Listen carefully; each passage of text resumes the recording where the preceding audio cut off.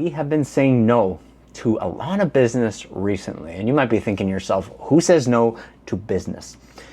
In real estate, if you don't do a couple certain things with your listings, it is going to be dead in the water, and that's why we're saying no to a lot of people who are approaching us. We're getting a lot of calls recently, especially from YouTube, of people who bought homes recently, and now it's time to sell these homes, but they are selling in a situation that isn't the most ideal. There's not a lot of equity in the home left because the market is starting to go a little bit backwards, closer to what they paid for it. So once you have all the expenses and fees tallied up, they're not going to be making any money. They're actually going to be losing money. So these sellers that are reaching out to us, they want to list their home at a price where they're not going to lose any money and they can actually make some money on their home. The problem with that is that's not how you price a home. What happens is if you try to price your home for an older market, you're not going to get anybody looking at your home at all. You're going to find yourself chasing the market. The way you actually need to price a home in today's market is you need to price it competitively with what's actually selling today. Not what sold months ago, not what sold years ago, not what you paid for your home. What's actually selling in today's market. And yes, that changes all the time. So you need to stay on top of it depending on when you're looking to sell. But what we don't do is we don't want our clients to be represented in a way where they're not going to be happy with the result, and we're not going to be able to actually do our job, which is to sell their home for the most amount of money in today's market.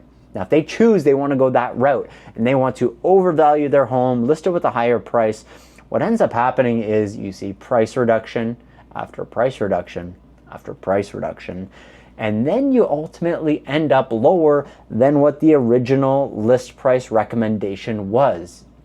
You put yourself in a situation where buyers see a stale listing that's been sitting there for months on end, and guess what? They want to negotiate with you even more, knowing that you were not realistically priced from the get-go. Now, our business is very, very important to make sure we provide our client with accurate service and actually tell you the truth and not just tell you what you want to hear.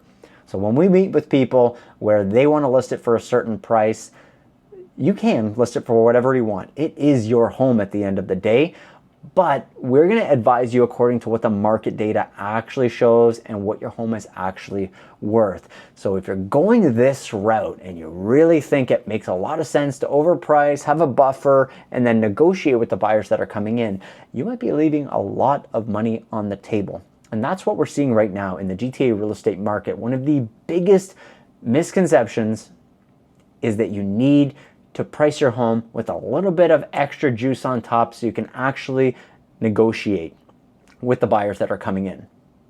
But that's not the way to do it.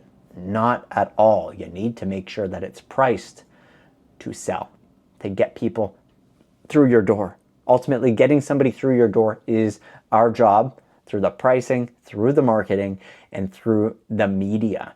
So if you are thinking about making that move in the near future, this is something that heavily needs to be considered.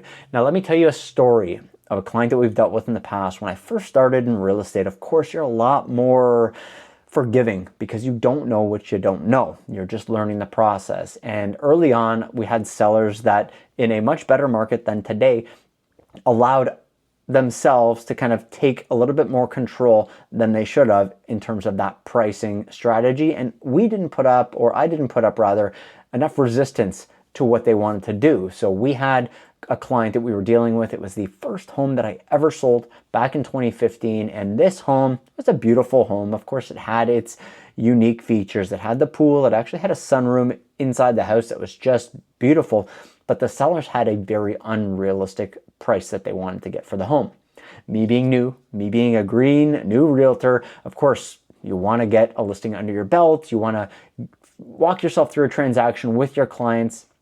So telling them no to their listing price was a little bit more difficult for me than it is today. Today, I'm going to shoot straight with you, and I'm not going to waste my time and my resources and my money with a listing that's just not going to sell if the price doesn't make sense for today's market conditions. But in this case, I was willing to waste my time, my money, and let the client have a fantasy price for their home. So what happened is, back in 2015, we listed their home for $700,000.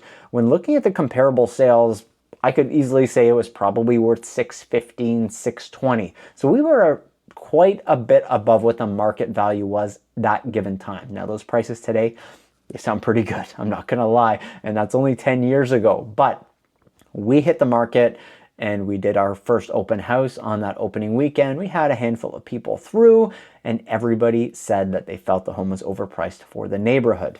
The sellers, they weren't necessarily having that feedback. They said, it's fine, that buyer is gonna eventually come through the front door.